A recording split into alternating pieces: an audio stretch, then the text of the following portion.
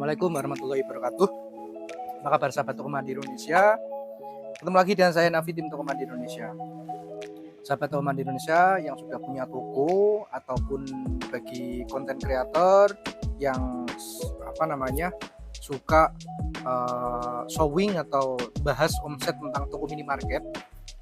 Jadi saya akan selalu menyarankan bahwa jangan pernah buka-bukaan omset minimarket ya, karena omset minimarket itu pasarnya beda. Ketika ada konten kreator membahas tentang orang jualan cilok omsetnya berapa, beda dengan minimarket ya, karena minimarket ini dia diam diri di satu tempat. Beda jualan cilok atau jualan UMKM atau apa kan bisa kemana-mana ya. Kalau toko itu bangunannya cuma satu, jadi ketika ngomong omset dan omsetnya itu bagus, itu bahaya sekali ya. Jadi jangan pernah berbicara tentang omset.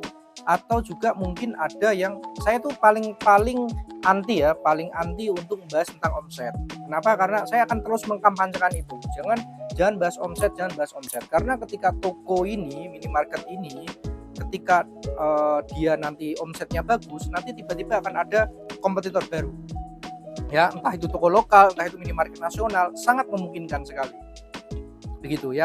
Jadi kadang juga saya ada toko sepi tapi di review omset 15 juta, kadang saya juga nggak masuk akal. Logikanya seperti ini, saya Toko Mandi Indonesia, saya kasih ngerti ya, misalkan katakan omset 15 juta, basket atau APC, average purchase-nya atau rata-rata belanja konsumen kita di Indonesia itu 35.000 rata-ratanya ya, average-nya. Ketika omset 15 juta bagi 35.000 itu kurang lebih ada di 428. Toko rata-rata operasional itu 15 jam. Jadi 428 dibagi 15 ketemunya kurang lebih 28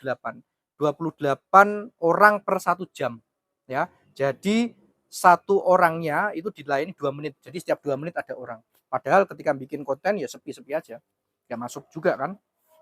Jadi saya juga pokoknya intinya jangan ngomong konten, karena omset di konten, jangan ngomong omset, bahaya ya, bahaya kalau ngomong omset itu. Kenapa? Karena yang pertama yaitu kompetitor ya, yang kedua nanti adalah pajak.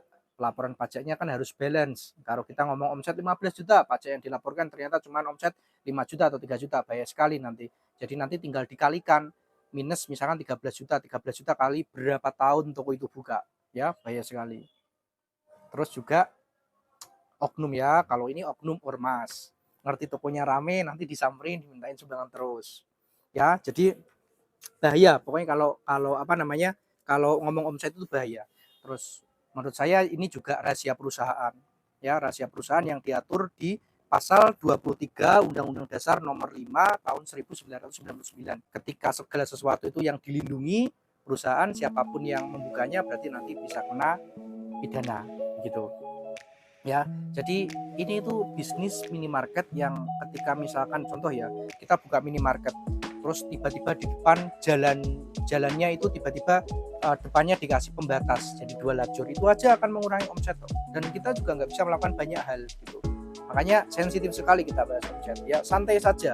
Ini minimarket, ini bisnis konvensional, bukan MLM, bukan yang kita dipaksa untuk showing.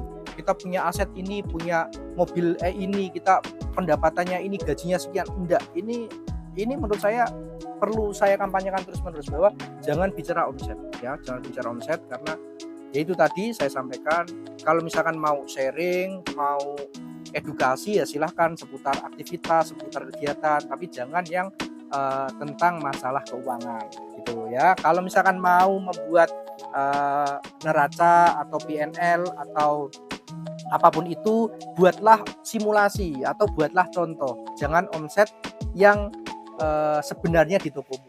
Jadi buat yang sebenarnya ya. Ketika misalkan ini ada orang yang benar-benar mau belajar di tempatmu, memang face to face belajar ya silahkan, itu beda ya. Tapi kalau konten kreator kan kita nggak pernah ngerti siapa yang nanti akan nonton konten kita akan ditonton siapa saja kan begitu. Jadi maksud saya di konten ini saya mau bilang bahwa jangan bahas omset. Begitu saja, mudah-mudahan apa yang saya sampaikan bermanfaat. Terima kasih. Assalamualaikum warahmatullahi wabarakatuh.